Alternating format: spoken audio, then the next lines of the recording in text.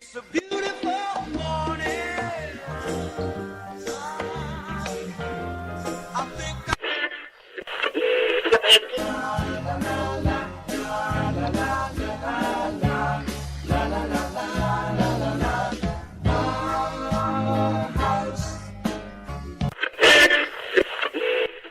we were made to be courageous.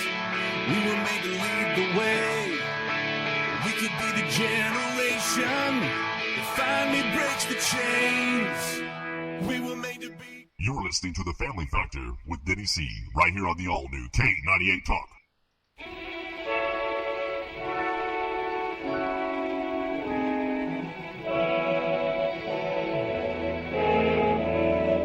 I'm dreaming of a white Christmas, just like the ones I used to know, where the treetops glisten and children listen to hear sleigh bells in the snow.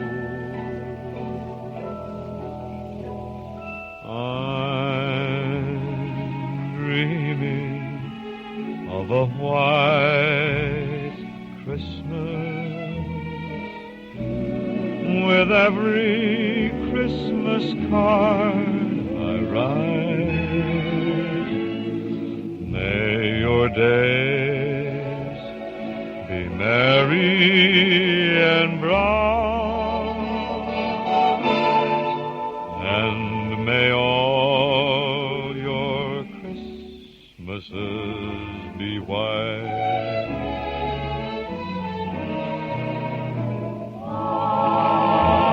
I'm dreaming of a white Christmas, just like the ones I used to know, where the treetops glisten and children listen to hear those sleigh bells in the snow.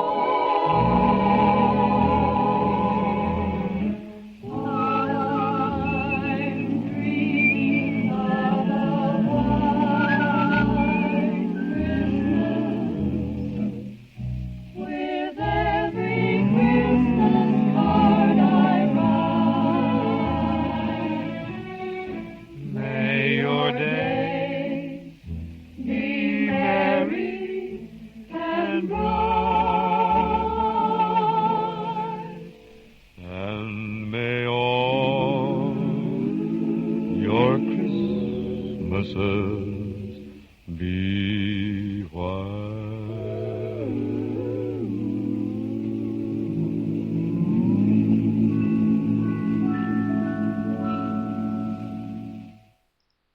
Well, good morning. This is the Family Factor with Denny C. We hope you had a good day yesterday and you're having a good day today. As you know, we've got a lot of snow coming in. We've got a lot of mix coming in. Thought that would be the right song to kind of kick it off, you know. Dreaming of the White Christmas and all through the house. Not that creatures were stirring. Hey, not even a mouse. The chimneys were hung by the chimney with care in hopes that St. Nicholas soon would be there. And that's interesting. I could quote that whole thing. But anyway, I kind of like what W.J. Cameron said. He said, there's only been one Christmas. The rest, they're just anniversaries. So, well, we hope you've had a good day starting today. And if you're listening to a recorded show, then we hope you like the recorded show. But anyway, this is actually day 4 of week 1 of the Family Factor on K98Talk.com. And we hope you've had a good week so far. Yesterday we talked about decisions and how we stay true to ourselves, but at the same time be careful with the decisions we make that could lead down the road of hurt feelings and pain and suffering and all kinds of things. Well, we won't talk about decisions today. We talked about that yesterday. So today, what we're going to kind of spend our time talking about, and I was thinking about this just a little bit ago, is, where your heart is. Where your heart is vitally important, because the heart, and we're not necessarily talking about your physical heart, we're talking the heart of a person, their being, the heart of their brain, the heart of the heart of their emotions. It too is important, not just decisions, but the heart behind the decisions that we make. If my heart's not in it, forget the decision. It ain't going to matter what I do with it. So today we're going to be looking at different thoughts on the heart, and as the expression would be. Excuse me. But that's pretty much one of the things that I thought would be kind of worth listening, kind of discussing and that kind of thing. One of these things that I think is interesting is, when we were children, we were grateful to those who filled our stockings at Christmas time. So why are we not grateful to God for filling our stockings with legs? I like that. Or that was by G.K. Chesterton. Or from a commercial point of view, if Christmas did not exist, it would be necessary to invent it. That is true too. And Alexander Smith says, Christmas is the day that holds all time together. But I kind of like Dave Barry, Christmas Shopping, a Survivor's Guide. He says, in the old days, it was not called the holiday season. The Christians called it Christmas and went to church, and the Jews called it Hanukkah and went to synagogue. The atheists went to parties and drank, and people passing each other on the street would say, Merry Christmas or Happy Hanukkah, or to the atheists, look out for the wall. I kind of like that. That's pretty cool. But anything. Anyway, I should say. So we're going to talk about basically, where the heart is, that kind of, that kind of idea. Because if we think about this correctly, then in the end, if our heart is where it should be, then you'll be amazed at the things that you can achieve. That you can be amazed at the things that can happen. So we're going to kind of look at the idea of the heart during this time of year. But anyway, so again, if you'd like us to read anything on the air from your heart to ours, feel free to just send it to the familyfactor@live.com, or go to our website and so on, and there you can send us your ideas, because we'll be glad to quote it if it's something that's not dirty or wrong or something like that. I mean, we're not going to quote something that we really couldn't quote. I mean, that'd be ridiculous.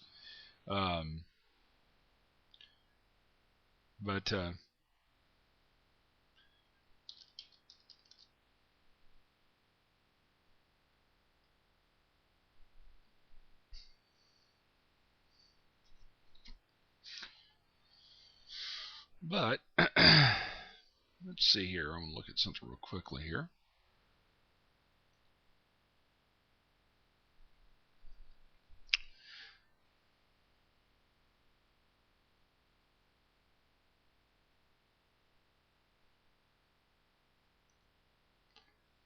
So let's look real quickly here and just see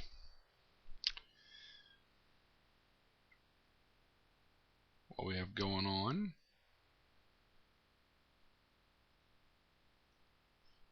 But again, if you want to, if you have something you'd like to quote, feel free. By the way, this is the time of the giving season, and I can think of nothing better to give than to maybe get the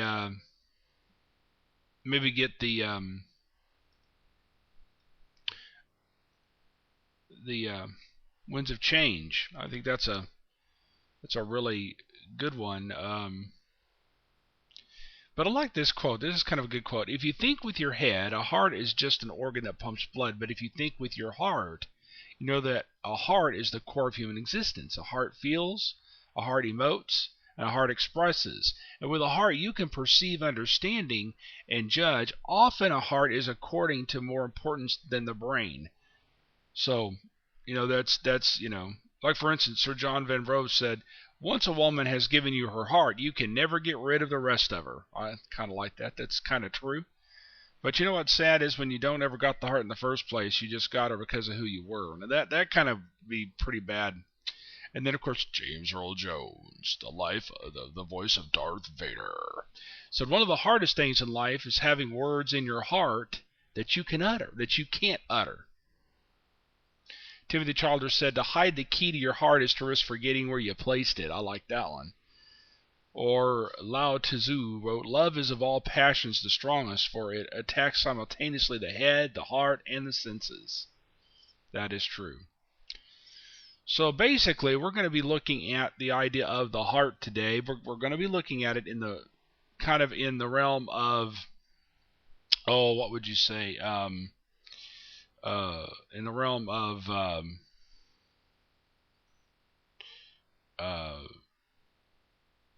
am I thinking of here? In the realm of, to some extent, what the Word of God says on that, because I think that that's an important thing, that we turn to the idea of the heart and that kind of thing. And by doing so, it kind of gets us really into the right way of thinking and the right way of being, but we're going to look into that as well. We're going to find that really, because in so doing, if we think with the heart as we should, we can achieve a lot more than we could have imagined. I mean, I'll never forget when I woke up after I had my car wreck, and my brain was still not realizing what had happened for some reason when I woke up. Now, I had the wreck on April 29th. Now we're talking about June the 17th. I mean, here I wake up at 4 in the morning, and I'm trying to figure out what in the world is going on, But nevertheless, it's just something that I had to pretty much get my brain in gear. What else can I say? That's what I had to do. And then I had to start all over with everything in my mind. I mean, it wasn't just something that I could just basically just quickly get to going, I had to really just get better. And in so doing, in the end of it all, it was something that helped me and better myself. And that was important too. For if I don't get things kind of on a better kind of thing, then you'd be amazed at what you may not be able to accomplish.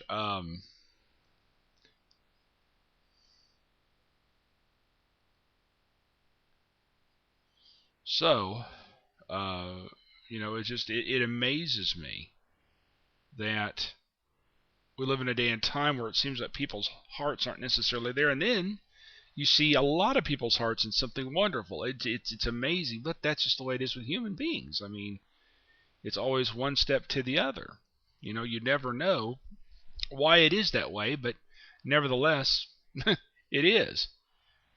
We're trying to grow. We're trying to better our lives. And who you hang around with is important too. I mean, if who you're hanging around with, their hearts are really in it for themselves, and their hearts are more along the dead aisle, then in the end, that's what's going to happen. I mean, what more can I say? But basically, in so doing, things should always kind of outweigh the other. There's no other way to put it than that. So,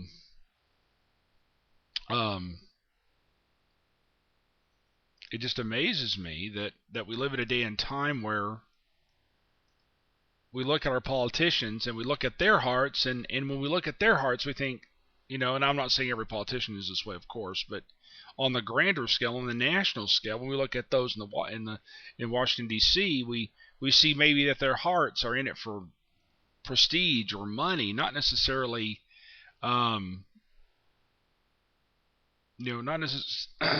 necessarily what what we think it could be for. I don't know why it is that way, but it happens. And so, in the end of it all, we just try to go forward and try to better ourselves and try to make things, the way we should. What more can I say? And so, in so doing, it just something we have to get going with. But in the future, I would say that it can always get better. You just never know why it is the way it is, but necessarily it happens that way.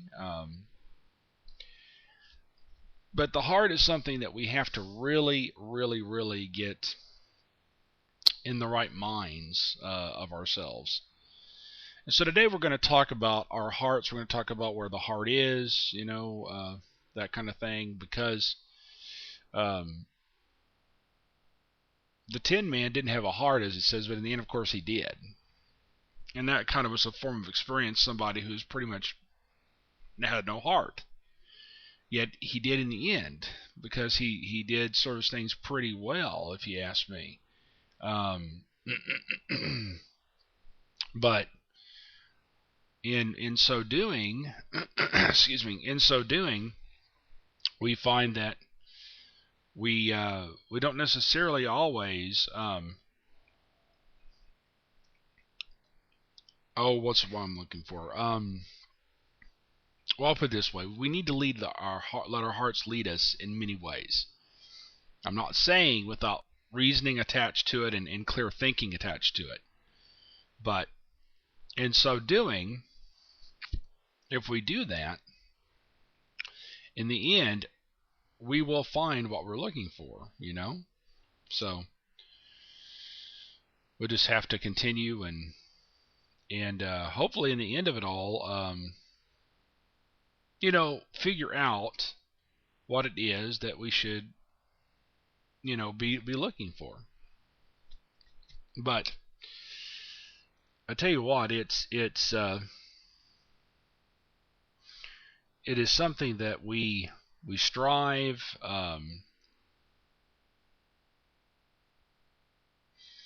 Let's see here. I'm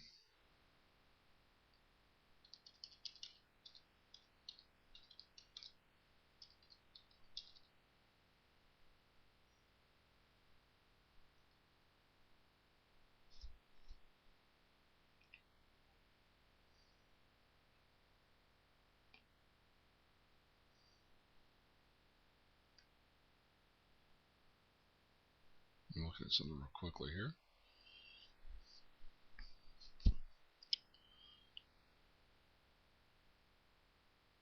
What I find really interesting is there's a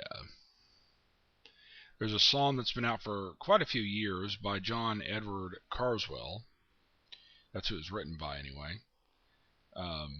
It's called "The Christmas Shoes," and the words, I think, are really, really worthwhile. But give me just a moment. I'm gonna get something here real quickly.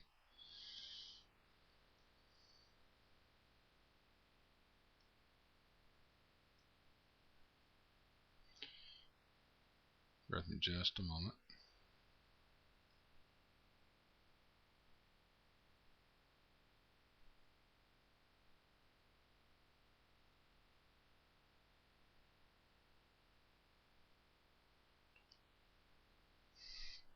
Let's see here.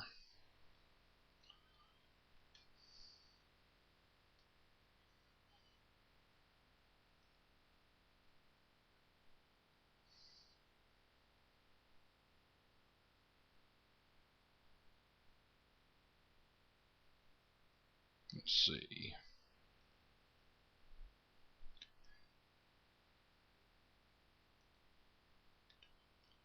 Somebody's sending me something. I'm sorry about this.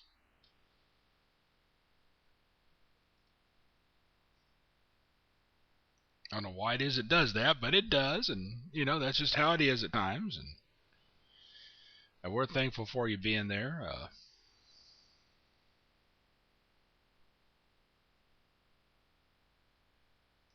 Let's see here. Give me just a moment.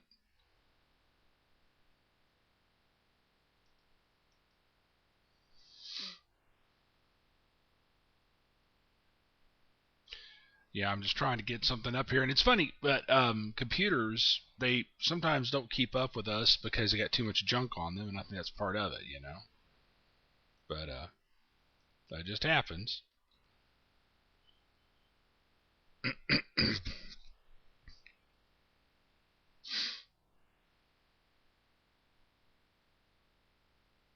Let's see here.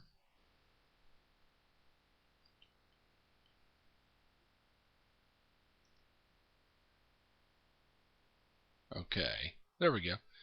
So it amazes me how when that kind of happens, it just does, and you make the best of it you can. So, okay.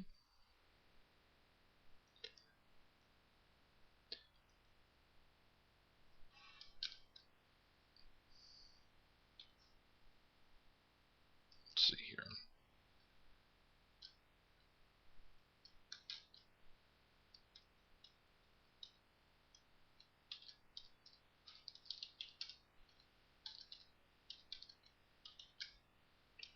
Let's see here, looking at something. There we go. Anyway, so I just find it interesting when that happens that, we try to figure out. This song was released back in 2006. It was written by John Edward Carswell and Ernest Alstrom, and it's really cool because of the way you have it. And again, if you want to write to us at thefamilyfactor@live.com, we'll be happy to share with people your thoughts about the heart, your thoughts about this time of year, the thoughts about the white Christmas, and all that kind of stuff.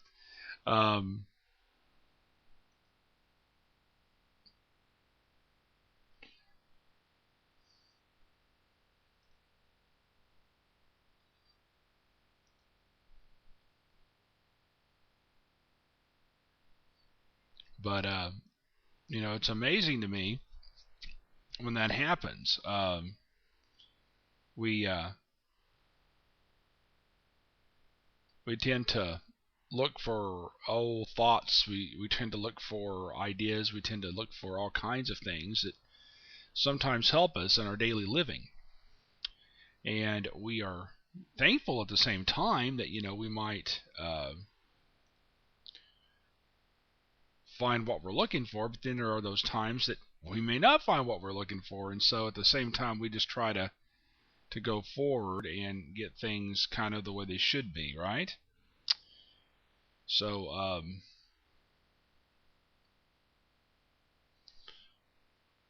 somebody I think is trying to get a hold of me here. And so sorry about that. That's what was kind of keeping me kind of misplaced on this. Well, I don't know, but it's like somebody's trying to get a hold of me, and I want to make sure that if they are online here, I'm listening to them, because here at the Family Factor, we want to make sure that we reach out to those who have different things. Give me just a moment. Let's see here.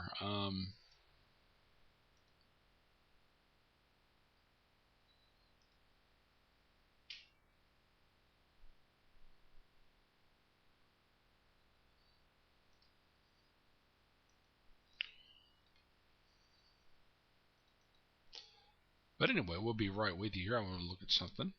We'll be right with you. On On the first day of Christmas, my true love gave to me a partridge in a pear tree. On the second day of Christmas, my true love gave to me 2 turtle doves and a partridge in a pear tree. On the fourth day of Christmas, the third day of Christmas, my true love gave to me 5 golden rings, 4 calling birds, 2 turtle doves, and a partridge in a pear tree. On the ninth day of Christmas, my true love gave to me 8 days, maids and milking, 7 maids and milking, 6 maids and milking. Better not shout, you better not cry, you better not in a pear tree. On the ninth, on the 8th, on the 7th day of Christmas, with clouds of holly, here we come a-whistling among the lanes of 5 golden rings, 4 calling birds, 3 French hens, 2 turtle doves, the boys hand in hand bear I, bedecked with bays and partridge in a pear tree. On the 11th day of Christmas, my true love gave to me 11 pipers piping, 10 lords a leaping, 9 ladies dancing, 8 maids a milking, 7 swans a swimming, 6 geese a laying, 5 golden rings, 4 calling birds, 3 French hens, 2 turtle doves, and Rudolph the red-nosed reindeer. On the 12th day of Christmas, my true love gave to me a little dreidel. I made it out of clay, and when it's dry and ready, a dreidel I shall play. Oh, dreidel, dreidel.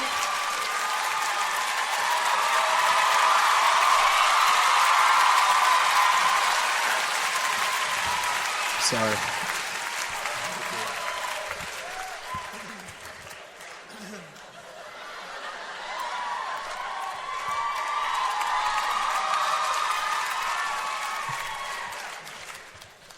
On the 12th day of Christmas, my true love gave to me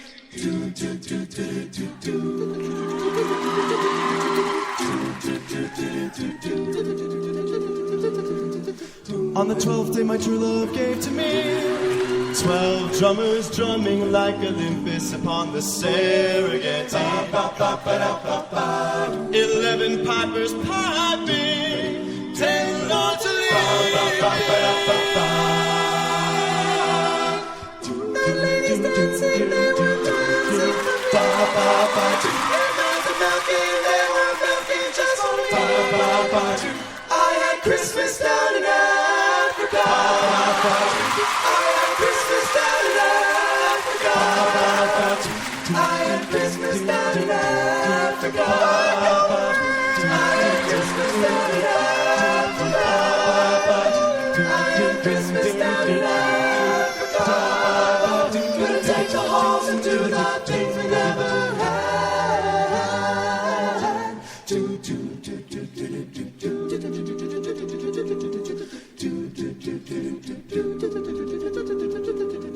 Partridge in a big pear tree. Partridge in a big pear tree.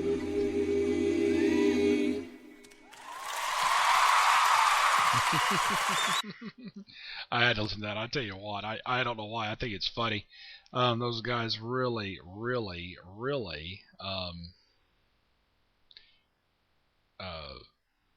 gave it some interesting things about that kind of stuff. I'll tell you what. But anyway, let's see here.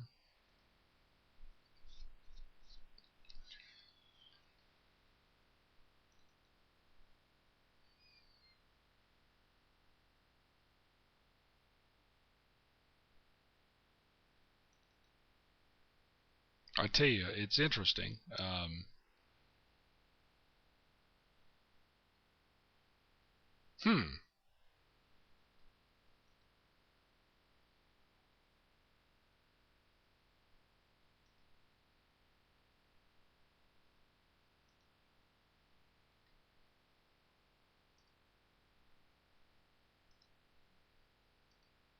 Looking at something right now.